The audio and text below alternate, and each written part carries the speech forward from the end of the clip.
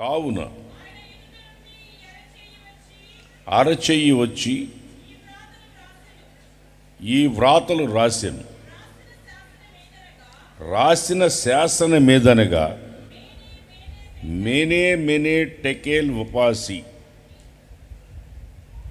ఈ వాక్య భాగమేదనగా మినే అనగా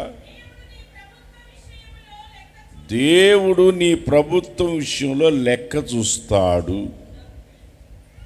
దేవుడు నీ ప్రభుత్వం విషయంలో లెక్క చూస్తాడు.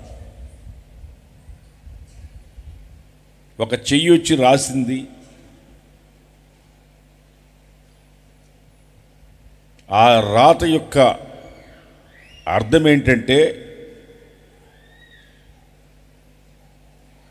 నీ రాజ్యం విషయంలో ఆయన లెక్క చూస్తాడు. ఆ రాజ్యానికి లెక్క చూసినప్పుడు మనకు లెక్క చూడ్డా? ఎందుకు ఈ వాక్యాలు రాసిపెట్టిందంటే మనకు కూడా లెక్క చూస్తాడు దేవుడు. ఆమేననండి. అంతే బాగా చెప్పండి, ఆమేననండి. మేన్ లెక్క చూస్తా. దేవుడు నీ రాజ్యం విషయంలో లెక్క చూస్తాను అంటున్నాడు. ఆయన లెక్క చూస్తాను. చూసి తర్వాత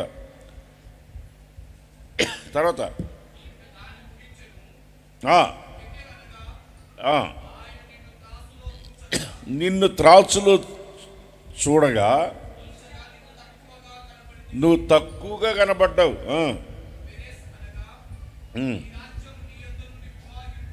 నీ రాజ్యం నీ యొద్ద నుండి విభజించబడి మాదీయులకి పారసీయులకి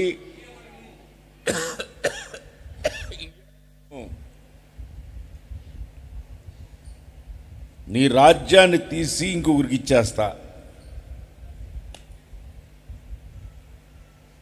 నేను నిన్ను కొలిసా, తక్కువగా కనబడ్డావు. నువ్వు తక్కువగా కనబడ్డావు కనుక నీ రాజ్యాన్ని ఇంకొకరికి ఇచ్చేస్తా.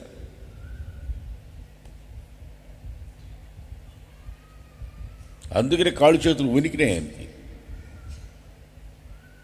ఆ వేలు వచ్చి రాసినప్పుడే భయపడ్డాడు. దేవుడు నిన్ను ఏం చేశాడు? నిన్ను త్రాసులో ఉంచి చూస్తే నువ్వు తక్కువగా కనబడ్డావు.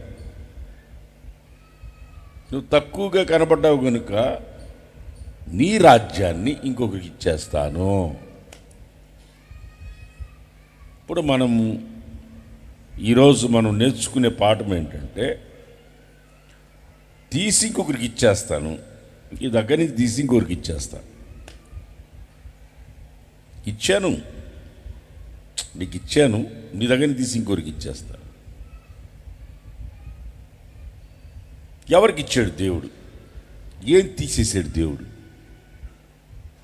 యోధా పత్రిక 6వ వచనం.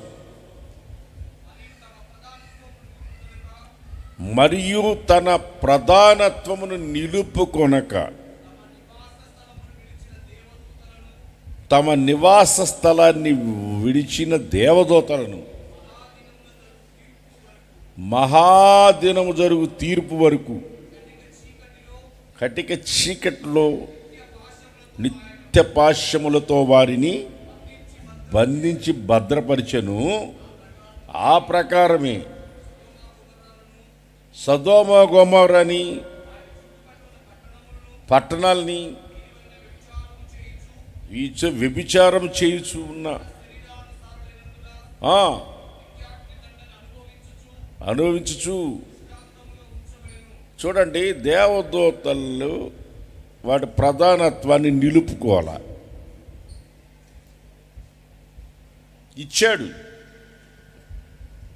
ఇచ్చాడు. ఆ దేవదూతలు చేసిన పనికి దాని దగ్గర తీసేసాడు. లూసిఫర్ దగ్గర తీసేసాడు, ఆ స్థానాన్ని పోగొట్టుకున్నాడు, అక్కడి నుంచి కిందకి త్రోసివేయబడ్డాడు. ఇచ్చిన దాన్ని పోగొట్టుకున్నాడు. దేవుడు మనందరికి ఇచ్చి ఉన్నాడు, వరాలు ఇచ్చున్నాడు, జ్ఞానం ఇచ్చున్నాడు, పరిశుద్ధతనిచ్చున్నాడు, విశ్వాసాన్ని కాచుకోమంటున్నాడు, పవిత్రంగా బ్రతకమంటున్నాడు. ఇవన్నీ మనకిచ్చాడు. మనకున్న ఇల్లు అయినా, కుటుంబమైనా, నీకు ఇచ్చిన భర్త అయినా, నీకు ఇచ్చిన భార్య అయినా, నీ పిల్లలైనా దేవుడు నీకు ఇచ్చాడు. ఆమె చెప్పండి అందరు గట్టిగా. దేవుడు ఇచ్చాడా లేదా? ఆయన చూసినప్పుడు నువ్వు తక్కువగా కనబడితే తీసేస్తాడు. నువ్వు తక్కువగా కనబడితే తీసేస్తాడు. ఖచ్చితంగా చెప్తాడు, తీసేస్తాడు. మీరు బైబిల్లో గమనించి చూస్తే ఒక సందర్భం, గాడిదలు మేపుకునే సౌలు ఉన్నాడు. గాడిదలు మేపుకునే సౌలు గాడిద పోయిందని ఎత్తుకుంటా పోయాడు అక్కడికి. అతనికి క్రొత్త మనసునిచ్చాడు. క్రొత్త మనసునిచ్చి ఇశ్రాయేలీయులకి రాజుగా చేసేసాడు. ఇచ్చాడు. ఏమిచ్చాడు? ఒక ప్రధానత్వాన్ని ఇచ్చాడు. ఇశ్రాయేలీయులకి రాజుగా ఉండడానికి కొరకు ఒక గాడిదలు మేపుకునేవాడిని రాజుగా చేసి నిలబెట్టేశాడు. అతను దానిని నిలుపుకోలేదు. అతడు దానిని నిలుపుకోలేదు. దేవుడు అతను చూచినప్పుడు అతను దానిని నిలుపుకోలేదు. మొదటి సమూయేలు గ్రంథం 15:28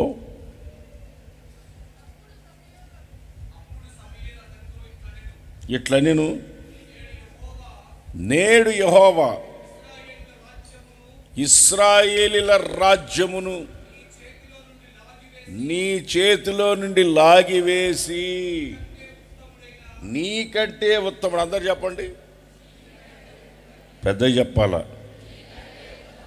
నీకంటే ఉత్తముడైన నీ పొరుగు వారికి ఇచ్చేస్తా.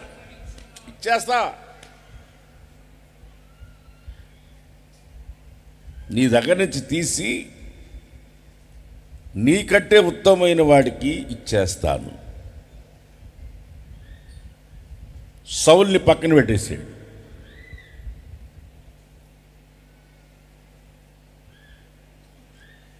రాజ్యాన్ని ఒకరికి ఇచ్చినట్లు రాజుగా ఉండాల్సిన వ్యక్తిని, అతని యొక్క స్థితిని తీసివేసి గొర్రెలు వేపుకునే దావీదుకి ఇచ్చేసాడు.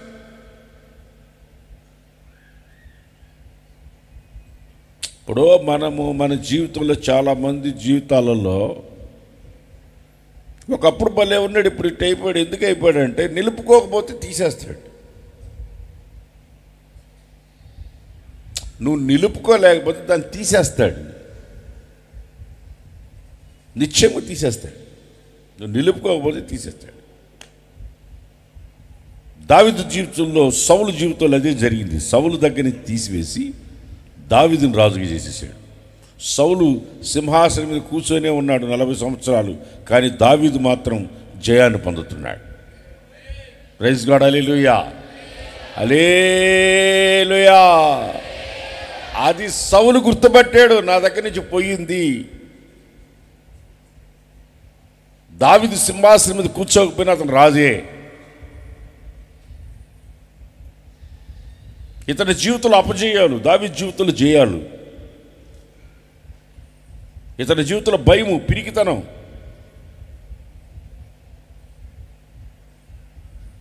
పరిశుద్ధాత్మను పోగొట్టుకున్నాడు, దాన్ని కూడా తీసేశాడు. పరిశుద్ధాత్మను కూడా తీసేశాడు అతని దగ్గర నుంచి. దేవుడు ఇస్తాడు, తీసేస్తాడు. ఇది ఎందుకు రాసి పెట్టినాడు బైబిల్లో? మనం జాగ్రత్తగా ఉండడానికి కొరకు రాశాడు దీన్ని. మనకు కూడా ఇస్తాడు, తీసేస్తాడు.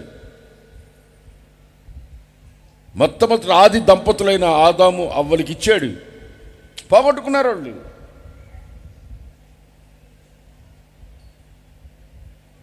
వాళ్ళు దాన్ని పోగొట్టుకున్నారు. దేవుడు చెప్పిన మాట వినకుండా దాన్ని పోగొట్టుకున్నారు.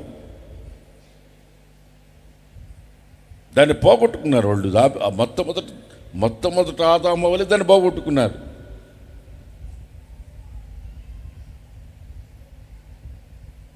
ఇచ్చిన దాన్ని పోగొట్టుకున్నాడు. ఇచ్చిన దాన్ని పోగొట్టుకోవడం అనేది చాలా జీవితంలో, మన జీవితంలో, ఆత్మీయ జీవితంలో చాలా నష్టపోతాం. దేవుడు అందరికి ఇస్తాడు, ఇచ్చిన దాన్ని పోగొట్టుకోకూడదు. ప్రతి ఒక్కరికి ఇస్తాడు దేవుడు, వాళ్ళ టాలెంట్ని బట్టి, వాళ్ళ తలాంతుని బట్టి, వాళ్ళ సామర్థ్యతను బట్టి దేవుడు ఇస్తాడు. ఇచ్చిన దాన్ని పోగొట్టుకోకూడదు. నిలబెట్టుకోకపోతే తీసేస్తాడు, లేపేస్తాడు. రాయలసీమ భాషలో చెప్పాలంటే లేపేస్తాడు. అక్కడ ఎతికినాక దొరకాయి. ఎందుకు తీసేస్తాడంటే ఆయన తూకం వేశాడు. ఏం చేశాడు? నేను చూసినప్పుడు ఏముంది ఇక్కడ? నేను త్రాసులో పెట్టి చూసినప్పుడు లెక్క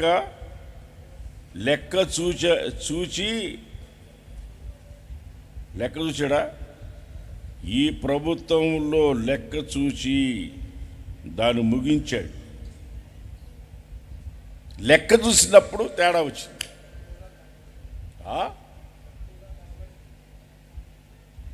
ఇది అర్థం కాల. తక్కువగా కనబడింది. అది తోక వేసినప్పుడు తక్కువగా కనబడింది. ఇప్పుడు మనల్ని అందరినీ దేవుడు ప్రతి ఒక్కరిని ఒకరోజు లెక్క చూస్తాడు. నువ్వు తక్కువగా కనబడ్డావంటే నీ పరిస్థితి ఏంటో ఆలోచించుకో. బైబిల్లో కొన్ని సందర్భాలు ఇప్పుడు మీరు చదువుకుంటూ చూసుకుంటూ వస్తాం. సౌలు బదులు దావీదుని తీసేసి సౌలు దగ్గర తీసేసి దావీదుకి ఇచ్చేసాడు. ఆ రాజు దగ్గర తీసేసి పార్సీలకి మాదేయులకి ఇచ్చేసాడు. ఇప్పుడు సౌలు దగ్గర తీసేసి దావీదుకి ఇచ్చేసాడు.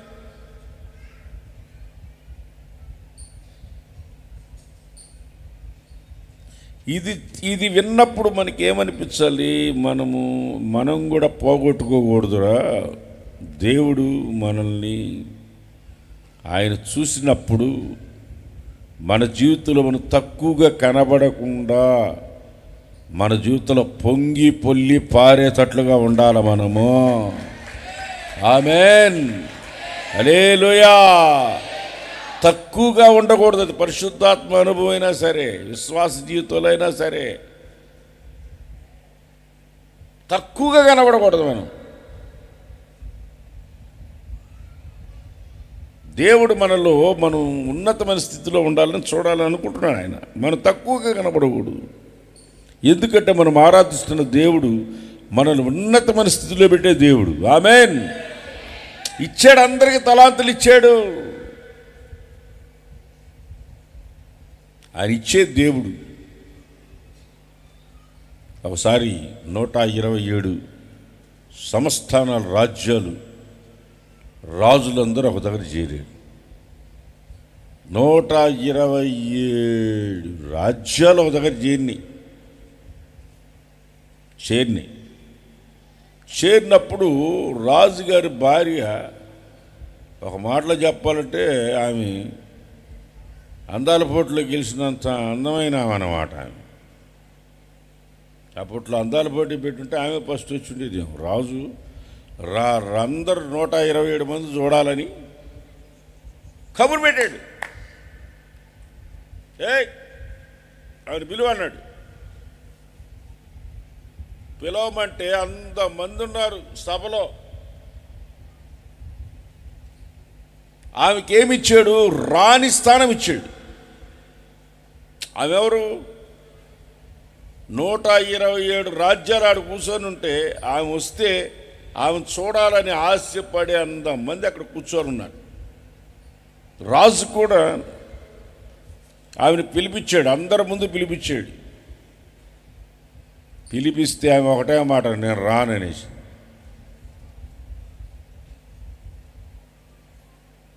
అర్థం గల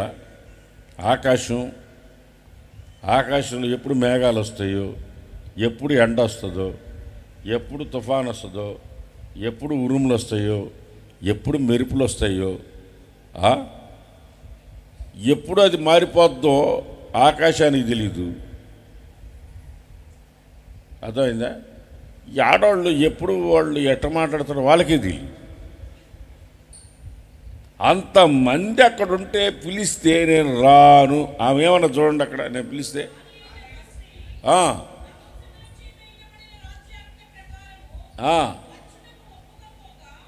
పిలిస్తే రాకపోగా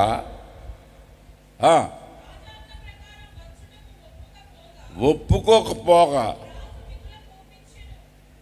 ఒప్పుకోలా, నేను రానంటే రాను. అందరి ముందు రాజు పరువు తీసి పాడేసింది.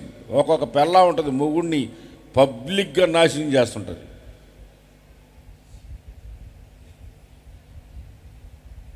కిరీటాన్ని కాలుతో కొడుతుంటుంది, తలకాయ మీద పెట్టిన కిరీటాన్ని. భార్య భర్త కిరీటం లాంటిది.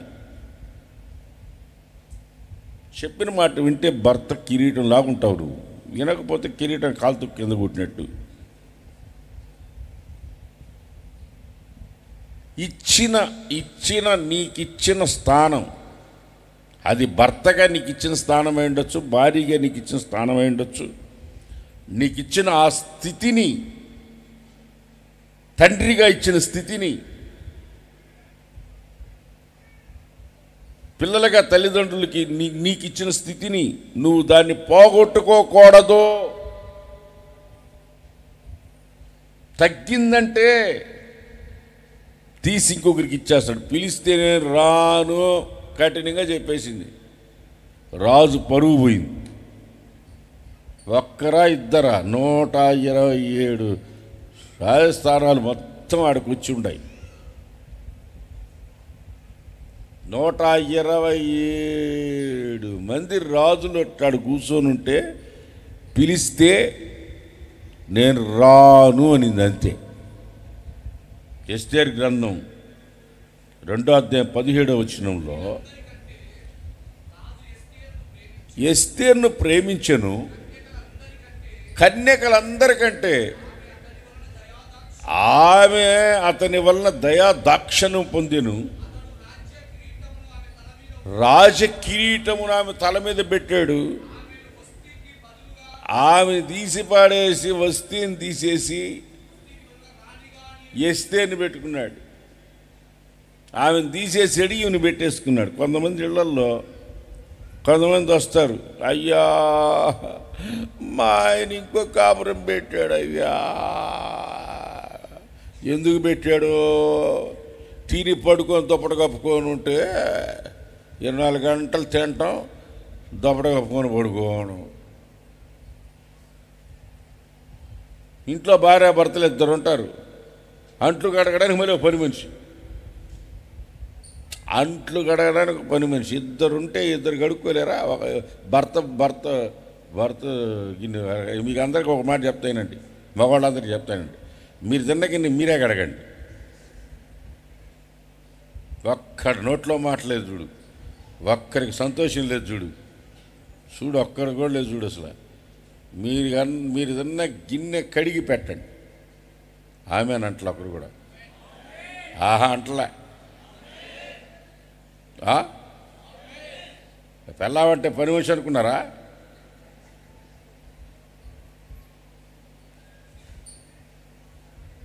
పని మనిషిని మాత్రం పెట్టుకోబాకండి.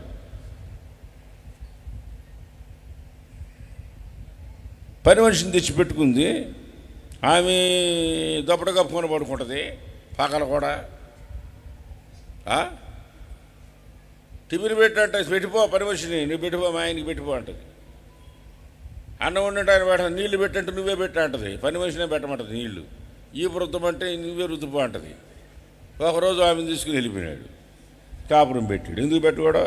నీకు ఇచ్చిన స్థానాన్ని నువ్వు బాగొట్టుకుంటే నీకు ఇచ్చిన విలువ నువ్వు పోగొట్టుకుంటే అంతే కదా మరి. అన్నా మా ఆయన తీసుకెళ్ళిపోడా దప్పడు కప్పుకొని పడుకొని తిని కొత్తకిల్లి దాకా తిని పడుకొని ఇంట్లో పని కూడా చేసుకోకపోతే, నీకు ఇచ్చిన ఇంటిని, నీకు ఇచ్చిన కుటుంబాన్ని, నీకు ఇచ్చిన భర్తను నువ్వు కాపాడుకోలేకపోతే, నువ్వు ఇచ్చిన స్థితి నువ్వు తక్కువగా ఉన్నావు కనుక కదా.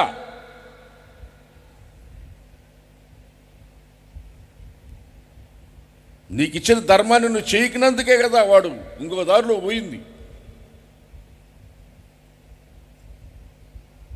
రాజులందరూ కలిసి 127 రాజులందరూ కూర్చొని నువ్వు కానీ ఇప్పుడు కానీ ఆమెతో కాపురం చేస్తే రాజ్యంలో ఉన్న ఆడవాళ్ళందరూ ఈ పని చేస్తారు, అందుకని ఆమెను పక్కన పెట్టాను. పక్కన అవసరం లేదు, పక్కన పెట్టా మనుషుని.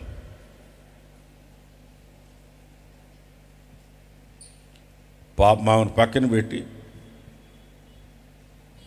ఎస్తేర్ని భారీగా చూశారు. అందరూ పబ్లిక్గా అందరూ చూస్తున్నారు. ఎంత స్థితి వచ్చిందో చూడు. ఎస్తేర్ ఒకరిని తీసేస్తే ఇంకొని పెడతాడు, ఒకరిని తీసేసాడంటే ఇంకొని పెట్టేస్తాడు. ఆ స్థలం ఖాళీకి పెట్టడు దాన్ని. కొంతమంది ఉంటారు, నేనే సేవ చేయాలని. నువ్వు చేయకపోతే దేవుడు ఎవరి దగ్గర చేయించుకుంటాడు. ఆమేన్. చేత తెల్ల చెప్పు గట్టిగా. ఎవరి దగ్గరైనా చేయించుకుంటాడు ఆయన. నేనుంటేనే అంటే కుదరదు. నేనుంటేనే అనుకుంటే అది కుదరదు. చూస్తాడు లేపేస్తాడు. తక్కువగా కనబడుతున్నాగా లేపేస్తాడు.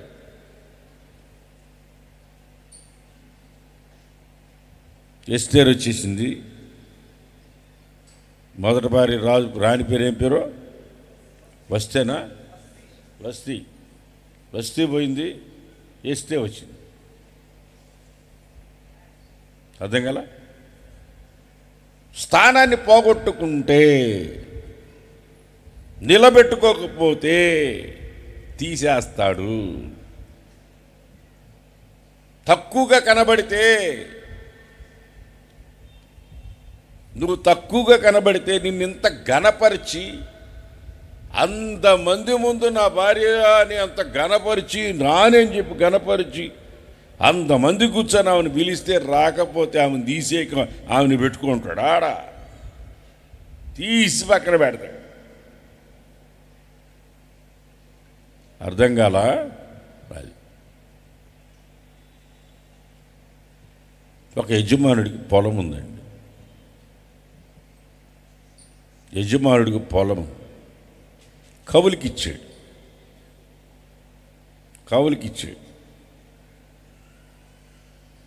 మన రాయలసీమలో ఏమంటారు? కవులేనా? గుత్తకిచ్చాడు. బైబిల్లో కూడా గుత్తగానే ఉంది రాయలసీమ భాష. గుత్తకిచ్చాడు, కవులకి ఇచ్చారు, గుత్తకిచ్చారంటారు.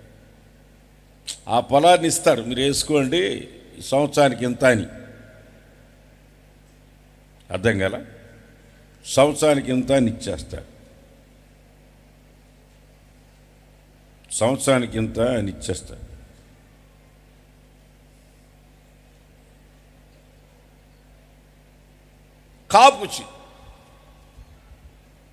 కాపు బాగా కాసింది. యజమానుడు పంపించాడు దాసుల్ని పిలిచి, అరే పోయి మనకి ఇవ్వాల్సింది తీసుకొని అప్పుడు అని పంపించాడు. వీళ్ళు పోయి అడిగితే ఇవ్వాలా. పోయిన వాళ్ళు ఏం చేశారు? కొట్టారా, చంపేశారా? ఇవ్వాలా. ఇవ్వకుండా పంపించినారు. మళ్ళీ ఇంకోరు పంపించారు, ఇవ్వాలా. అరే పనోళ్ళు పంపిస్తే ఎట్టు చేస్తున్నారని సొంత కొడుకుని పంపించారు. సొంత కొడుకు పోతేనన్నా కొంచెం విలువిచ్చి ఇచ్చి పంపిస్తారేమని పంపిస్తే తోట వెలుపలికి తీసుకెళ్ళి వాడిని చంపేశా. ఇవ్వకుండా చంపేశా. అప్పుడు పొలము యజమానుడు వచ్చి ఏం చేస్తాడు మీరు చెప్పండి? ఏం చేస్తాడు? మీరే చేసుకోండి ఆయన పొలం అని ఇస్తాడా?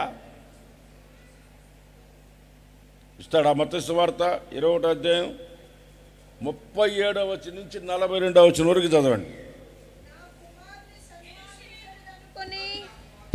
తన కుమారుని వారి యొద్దకు పంపెను. కుమారుని సన్మానిస్తాడేమని కుమారుని పంపిస్తే అయినను ఆ కాపులు కుమారుని చూచి ఆ కుమారుని చూసి ఇతడు వారసుడు, ఇతన్ని చంపేసి ఇతని స్వాస్థ్యము తీసుకొందుము రండి, స్వాస్థ్యాన్ని మనం స్వతంత్రించేసుకుంటాం అనుకున్నారు. అతన్ని పట్టుకొని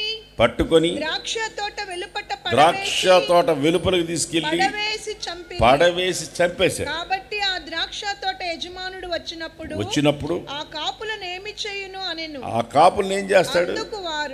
అందుకు వారు ఆ దుర్మార్గులను కఠినముగా సంహరించి వాటి కాలములు యందు తమ పండ్లను చెల్లించునట్టు ఇంకొకటి తీసి ఇచ్చేస్తాడు. ద్రాక్ష తోట గుత్తకిచ్చునని ఆ ద్రాక్ష తోటని వాళ్ళని సంహరించి తీసి ఇంకొకటికి ఇచ్చేస్తాడు కదా. అసలు పాయింట్ దాని తర్వాతే ఉంది. ఇల్లు కట్టు వారు నిషేధించిన రాయి మూలకు తలరాయి ఆయను. ఇది ప్రభువు వల్లనే కలిగెను. ఇది మన కన్నులకు ఆశ్చర్యమను మాట. లేఖనముల్లో ఎన్నడూ చదవలేదా? కాబట్టి దేవుని రాజ్యం మీ యొద్ద నుండి తొలగింపబడి దాని ఫలమిచ్చు జనులకు ఇయ్యబడునని. ఫలమిచ్చే వాళ్ళకి ఇచ్చేస్తాడు, మీ దగ్గర తీసేస్తాడు. తోటని గురించి చెప్పి తర్వాత రాజ్యాన్ని గురించి చెప్తున్నాడు, నిత్యత్వాన్ని గురించి చెప్తున్నాడు. దేవుని రాజ్యం మీ యొద్ద నుండి తీసివేయబడుతుంది, ఇంకొకరికి ఇచ్చేస్తాను. ఫలం ఇచ్చేవాళ్ళకి ఇచ్చేస్తా, ఫలాలు ఇచ్చేవాళ్ళకి ఇస్తాను, పట్టుకొని చంపే వాళ్ళని సంహరిస్తా.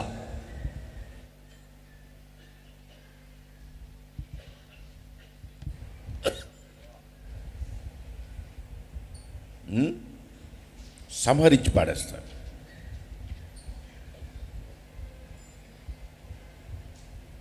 మీ ఇద్దరిని తీసేస్తా, ఇంకొకరికి ఇచ్చేస్తా. ఎందుకంటే నువ్వు తక్కువగా కనపడ్డావు. మీరంతా అనుకుంటున్నారు ఆ దానియేలు గ్రంథంలో ఉన్న ఆయన గురించి మాకు చెప్తున్నాడు, మాకెందుకులే అనుకుంటున్నారు. మీరు తక్కువగా కనపడ్డారు అనుకో, మిమ్మల్ని కూడా తీసి ఇంకొకరికి ఇచ్చేస్తాడు. నేను చెప్తున్నా, మీకు చెప్తున్నా. దేవుని రాజ్యం అంటున్నారు, కరెక్టే. దేవుని రాజ్యం ఎవరికి ఇస్తాడు? ఫలాలున్న వాళ్ళకి ఇస్తాడు. ఫలాలను ఇవ్వనోళ్ళని సంహరిస్తాడు, వాళ్ళ దగ్గర నుంచి లాగి ఇంకొకరికి ఇచ్చేస్తాడు. అది సంఘమైనా సరే, ఆత్మలైనా సరే, నీ వ్యక్తిగత జీవితమైనా సరే, ఒక వ్యాపారమైనా సరే, ఏదైనా సరే, నువ్వు ఫలించకపోతే నీ దగ్గర తీసేస్తాడు.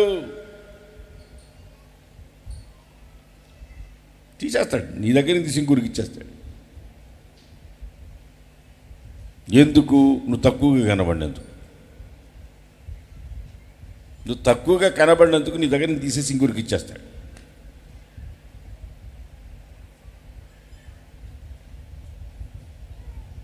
యేసు ప్రభు శిష్యుల్లో ఒకడు యోధా ఇస్కరియోతు.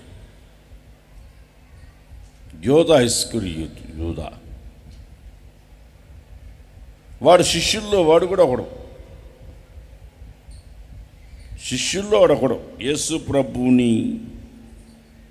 యేసు ప్రభుని అమ్ముకున్నవాడు.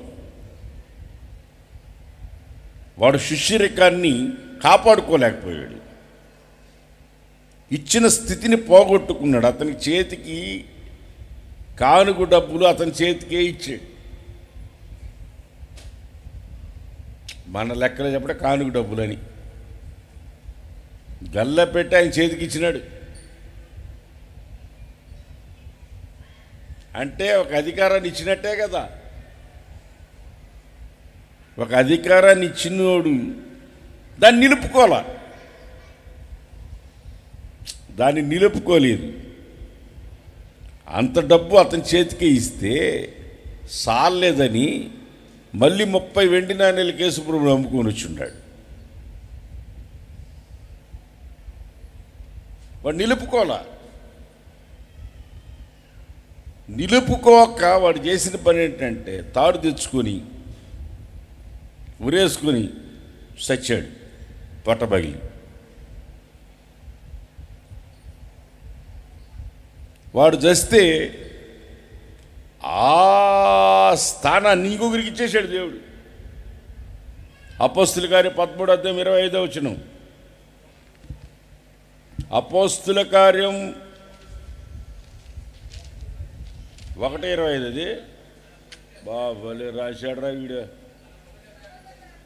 వర్షాకాలం చదువున్నట్టుంది ఇది. 1:25 యోధా తప్పిపోయి పోగొట్టుకున్న పరిచర్య. అబ్బాబ్బా ఎంత బాగా రాశాడు పరిశుద్ధాత్మదేవుడు. పరిచర్యను కూడా తీసేస్తాడు ఒకరి దగ్గర నుంచి.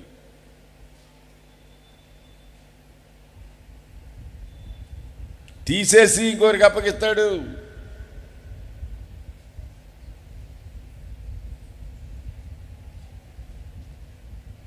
నేను ఒక ఊర్లో సేవ చేసేటప్పుడు ఒక పాస్టర్ గారు ఆ విశ్వాసాలను ఇష్టపగానే తిట్టాడు. వాళ్ళు అక్కడికి వెళ్లకుండా నా దగ్గరికి వచ్చారు ఒక గుంపు జనాన్ని. ఒక గుంపు జనం వచ్చారు ఒకేసారి. ఆ ప్రాంతంలో నేను సేవ చేసినప్పుడు ఒక 200 మంది ఉన్నారు. ఒకేసారి 50 మంది వచ్చినారు. ఎందుకు వచ్చినారంటే మా పాస్టర్ మమ్మల్ని ఇష్టబాగా తిడుతున్నాడు, శాపాలు పెడుతున్నాడు, ఎయిడ్స్ వ్యాధి చచ్చిపోవాలంటున్నాడు, నాశనం అయిపోవాలంటున్నాడు, రకరకాల శాపాలు పెడుతున్నాడు. అవి వినలేక మాకు బాధేసి వచ్చేసినాం. సరే వచ్చినారు. నేను చిన్నగా వాక్యం చెప్పి వాళ్ళని మళ్ళీ ఆడు పంపిద్దామని నిదానంగా ప్రార్థన చేస్తున్నా. వచ్చి 2వ వారానికి దశంభాగం తెచ్చిచ్చినారు. ఒక ఆయన 25,000 తెచ్చిచ్చినాడు. ఇంకొక ఆయన 10,000 తెచ్చిచ్చినాడు. ఇంచుమించు ఆ 50 మందిలో నాకు ఒక 50,000 దాకా కానుకొచ్చింది.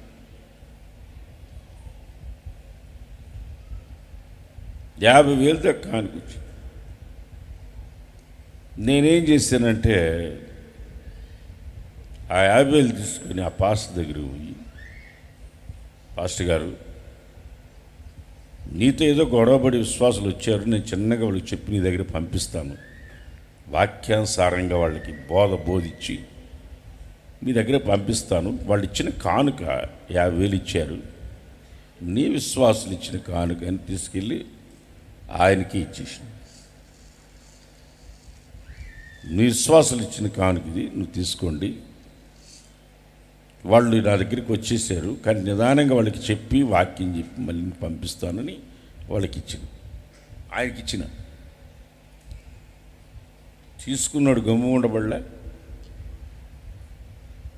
బాగొట్టుకున్నాడు. విశ్వాసాలందరినీ బాగొట్టుకున్నాడు. తిట్టి ఏడ్చి రావాలంటాడు, యాక్సిడెంట్ అయితే చచ్చిపోవాలంటాడు,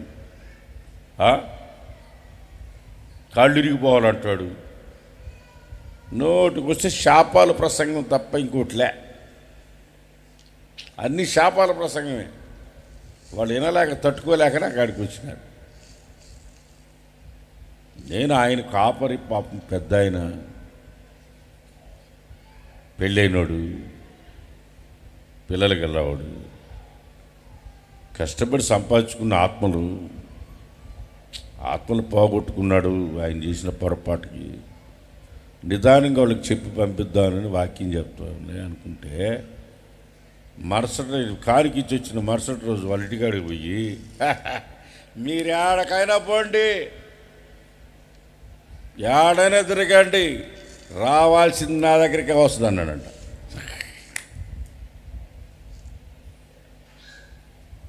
ఎందుకైనా మాట అంటాం? ఎందుకండి నా మాట అంటాం? నిదానంగా వాళ్ళు వస్తారులే, నిదాన్ని చెప్పి పంపిస్తాను, చెప్తున్నాను వాళ్ళకి మీరు వెళ్ళమని. ఆవేశంలో వచ్చారు కదా, 2 రోజులు ఆగితే వస్తారు నిదానంగా. మీరు ఏడకైనా పోండి, ఏడైనా తిరగండి, ఏడకపోయినా నా కాడికి రావాల్సిందే.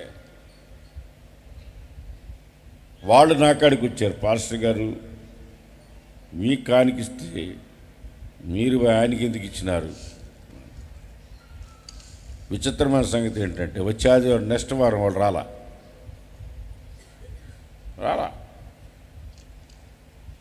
నా అవివేకానికి నేను వాళ్ళు బాగొట్టుకున్నా. నేను నీతిగా ఆయన డబ్బులు కాదు ముఖ్యం, సేవ కదా ముఖ్యం అని చెప్పి తీసుకెళ్ళి ఇచ్చూస్తే మరుసటి వాళ్ళు రాలేక వీళ్ళు దొందు ఒకటి, ఆ పాస్టర్లు ఈ పాస్టర్లు ఒకటి అని చెప్పి రాకుండా మానేశారు. అప్పగిచ్చిన దాన్ని ఏం చేశాను? పోగొట్టుకున్నా. 50 మంది ఆత్మలు నాకు నా దగ్గరికి వస్తే వాళ్ళు పోగొట్టుకున్నా.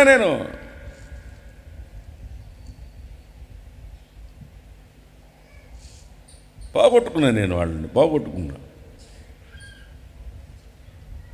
పోగొట్టుకుంటే ఉన్న బాధ మామూలుగా ఉండదు. మీరు కావాలంటే మీరు ₹1,00,000 ఖర్చు పెట్టండి, బాధ ఉండదు. జోబులోంచి ₹10 కింద పడిపోయింది అనుకో, 2 రోజులు రే ఆ డబ్బులు ఏడబడిపోయినాయి, ఎక్కడ పడిపోయినాయిరా, వాచ్ ఆడిపోయింది రే, ఆ వాచ్ ఆడదు రే, గడపోయిందిరా. నా వాచ్ ఒకటి కనపడలే ఇందాక, నా రూమ్లో కనపడలే. అది ఎట్టపోయింది. ఓ పెద్ద పాస్టర్ గారు ఇచ్చారు నాకు ఆ వాచ్. ఎట్టపోయింది? మేమిద్దరం చూడరా ఏడుందా చూడరా అంటే, నా కంటితో నేను ఇప్పటివరకు చూడలేదని అంటున్నాడు వీడు. అది నేను ఇప్పుడు దాకా చూడలేదు, ఎట్టపోయింది అంటాడు. నాకు వైజాగ్ పాస్ ఇచ్చాడు నాకు. అది ఇటంటే లోపల మిషన్ అంతా కలుగుతాడు ఆ మెకానిక్.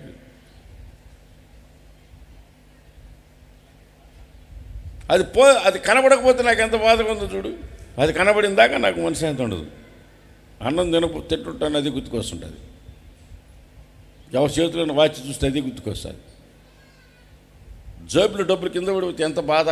డబ్బులు పడిపోతేనే ఎంత బాధ అయితే ఇచ్చిన దాన్ని బాగొట్టుకుంటే ఇంకెంత బాధ ఉంటుంది. నీకు ఇచ్చిన దాన్ని పోగొట్టుకుంటే ఎంత బాధ. దేవుడు తీసేస్తానంటే ఇంకెంత బాధ చూడు. తీసిపడతాను నీ దగ్గర ఇచ్చాడు.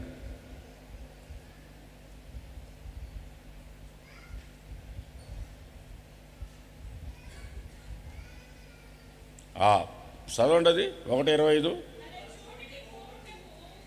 ఉండా. ఎవరినో ఒకరు చదవండి, చదవండి, ఒకరు చదవండి. ఎక్కడ చదవని అమ్మ చదువమ్మా.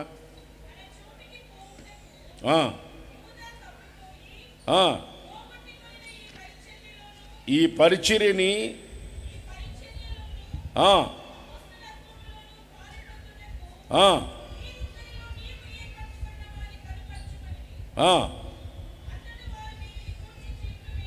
చీట్లు వేయగా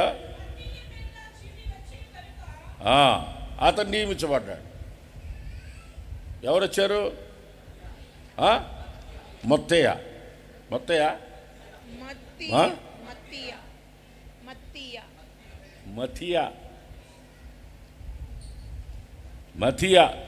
అంతేనా? అంటే ఇంకా యేసుప్రభు శిష్యుల్లో ఒకటి పేరే నాకు ఇంకా గుర్తులేదు. అది ఆయన పోయాడు, కూడా వచ్చాడు. ఎవరైతే ప్రధానత్వాన్ని నిలుపుకోరో వాళ్ళ దగ్గర నుంచి దాన్ని తీసివేస్తాడు.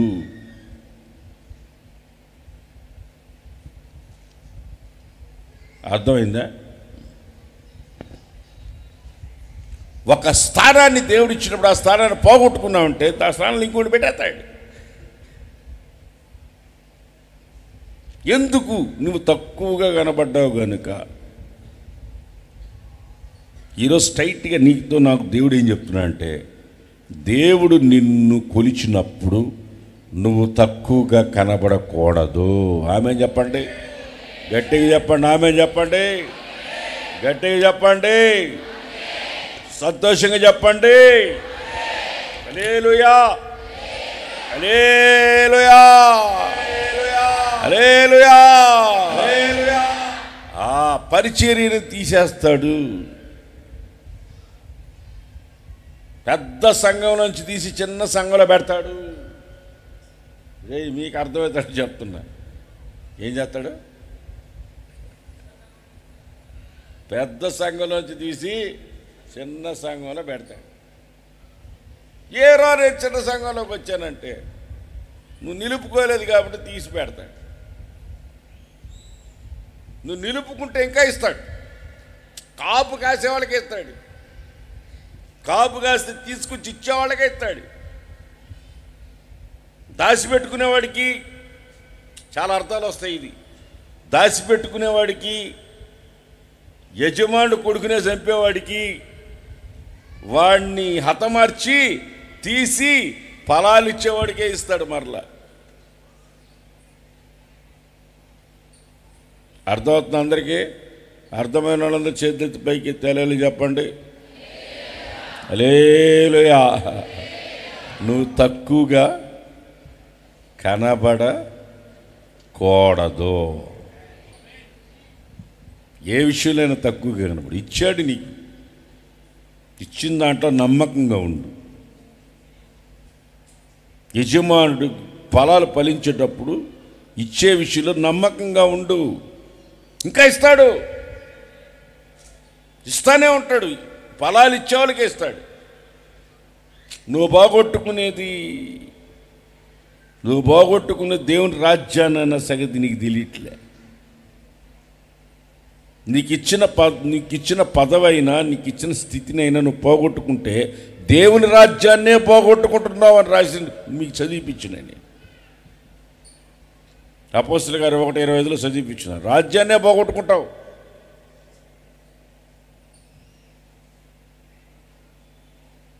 హల్లెలూయా, హల్లెలూయా. దేవుడు మనందరినీ ఖచ్చితంగా ఆయన ఏం చేస్తాడు? ఏం చూస్తాడు? ఏం చేశాడు? ఆ రాజ్యాన్ని ఏం చేశాడు? ఏం చేస్తే తక్కువ కనబడ్డాడు? త్రాసులో పెట్టినప్పుడు తక్కువగా ఉన్నారు. ఇప్పుడు త్రాసు ఆయన దగ్గర ఉంది, ఒక్కొక్కరిని పెడతాడు. నువ్వు తక్కువగా కనబడితే దేవుడి దగ్గర నాటకాలు ఇవ్వకండి,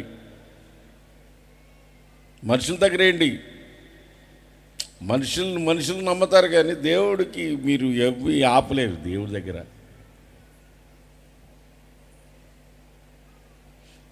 దగ్గర అబద్ధాలు చెప్పాకండి. మీకు 5వ అధ్యాయ అపోస్తలుల కార్యంలో పొలం అమ్మి ఏం చేశారు? వాళ్ళు అబద్ధం ఆడారు. ఇచ్చే విషయంలో అబద్ధం ఆడారు. ఇచ్చే విషయంలో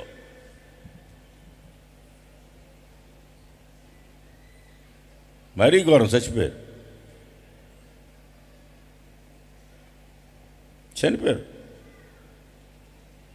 ఇద్దరు చనిపోయారు. ఒకరు కూడబలుక్కుని, ఇద్దరు కూడబలుక్కుని చచ్చిపోయారు. దేవుడి దగ్గర దేవుడు మనల్ని అందరినీ గమనిస్తుంటాడు. తక్కువగా కనబడకూడదు. ఆమె చెప్పండి. ఏం కనబడకూడదు? తక్కువగా కనబడకూడదు. నువ్వు తక్కువగా కనబడితే నీ ప్రధానత్వాన్ని తీసేసి ఇంకొకరికి ఇచ్చేస్తాడు.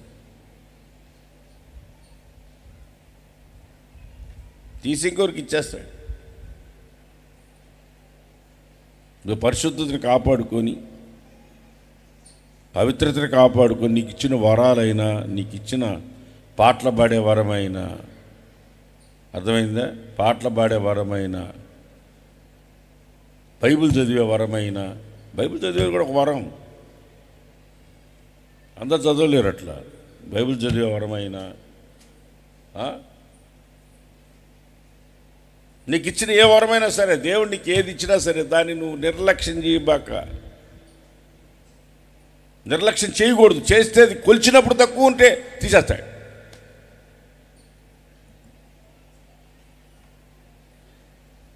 నువ్వు కానీ దేవుడు కొలిచినప్పుడు కరెక్ట్గా ఉంటే ఇంకా ఇస్తాడు. ఆమేన్, ఆమేన్. ఇస్తాడా లేదా? ఇచ్చే దేవుడు మనకున్నాడు. ఇక్కడ కూర్చున్న వాళ్ళు ఎవ్వరు కూడా తక్కువగా కనబడకూడదు. ఆమేన్. సౌలు ఆత్మను పోగొట్టుకున్నాడు, మీరు పోగొట్టుకోబాకండి. ఆత్మను పోగొట్టుకున్నాడు సౌలు, మీరు పోగొట్టుకోబాకండి.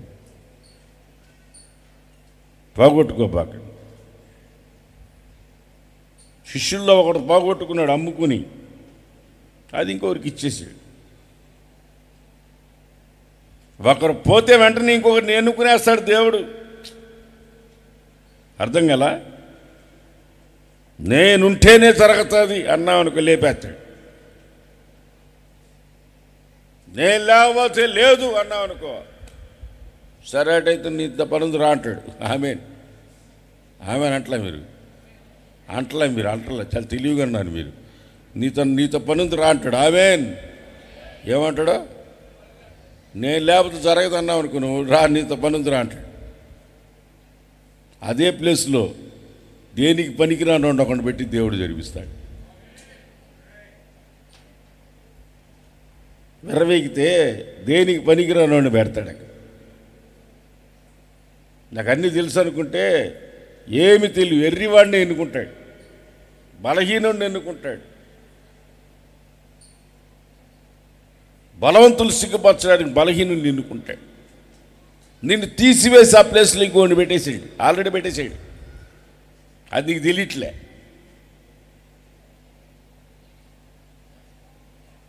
అర్థమవుతుందా మీకు?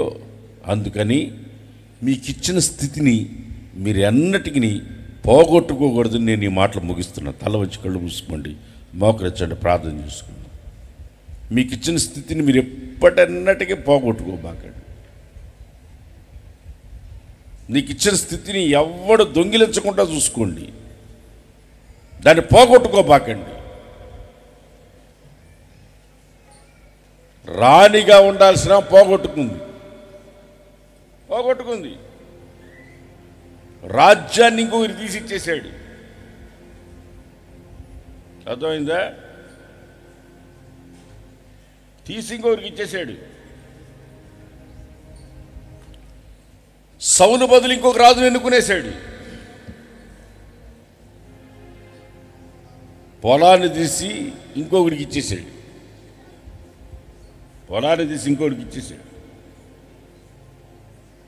అర్థమైందా? ప్రధానత్వాన్ని కాపాడుకోకపోతే దేవదూతని తోసేశాడు అక్కడి నుంచి, ఇంకొకరికి ఇచ్చేసాడు దేవుడు ఆ పని. ఇంకొకరికి వెంటనే ఇచ్చేస్తాడు. ఇదిగో ప్రభు వల్ల ఆరాధన ఇక్కడ ఉంది, నువ్వు దీన్ని పోగొట్టుకున్నావంటే ఇంకొకరికి ఇచ్చేస్తాడు ఆ ఛాన్స్. పరిశుద్ధతని కాపాడుకో, పవిత్రతని కాపాడుకో. ఇదిగో దేవుడు కొలిచినప్పుడు నువ్వు తక్కువగా కనబడకూడదు. చాలా డేంజర్ అది. దా రాజుకి చెప్పాడు అనుకుంటాం, నీకే చెప్తున్నాడు దేవుడు ఈరోజు, నీకే చెప్తున్నాడు. ఎందుకు తక్కువ కనబడుతున్నావు నువ్వు? ఒకటి నిన్ను ఏలెత్తి చూపించే స్థితికి నువ్వు ఎందుకు వచ్చావు? నువ్వు ఎందుకు తక్కువగా అయ్యావు? నువ్వు తక్కువ ఎందుకు అయ్యావు? నీ జీవితంలో తక్కువగా ఎందుకు మారావు నువ్వు? ఈరోజు నేను హెచ్చరిస్తున్నాడు, ఈరోజైనా నీ జీవితాన్ని మార్చుకో. ఇప్పుడే దేవుని సన్నిధిలో పశ్చాత్తాపడు. నా జీవితాన్ని మార్చు ప్రభువా, నన్ను తక్కువగా ఉంచొద్దయ్యా. నన్ను ఏ స్థితిలో కూడా నన్ను తక్కువగా ఉంచొద్దు. పొయ్యా పొలములో, పండిన పొలములో, పంటలో తీసుకొని రాపోరా అని కొడుకును పంపిస్తే కుమారుణ్ణి కూడా చంపేసి ఇవ్వకుండా చేసే వాళ్ళకి రాజ్యాన్ని ఎట్టిస్తాడు? దేవుని రాజ్యాన్ని ఎలా ఇస్తాడు? నడు తెచ్చి 2 చేతులు పైకెత్తి, ప్రభువా నీవు నన్ను త్రాసులో చూసినప్పుడు నేను తక్కువగా కనబడకూడదు. నువ్వు త్రాసులో చూసినప్పుడు నేను తక్కువగా కనబడకూడదు. నేను తక్కువగా కనబడకూడదు. నీ కన్ని చూపుకి నువ్వు నన్ను చూసే పరిధిలో నేను నాయన ఉన్నతమైన స్థితిలో నన్ను నిలుపు. ఈరోజు నా కొరకే వాక్యాన్ని చెప్పావు. నేను తక్కువగా ఉండకూడదు.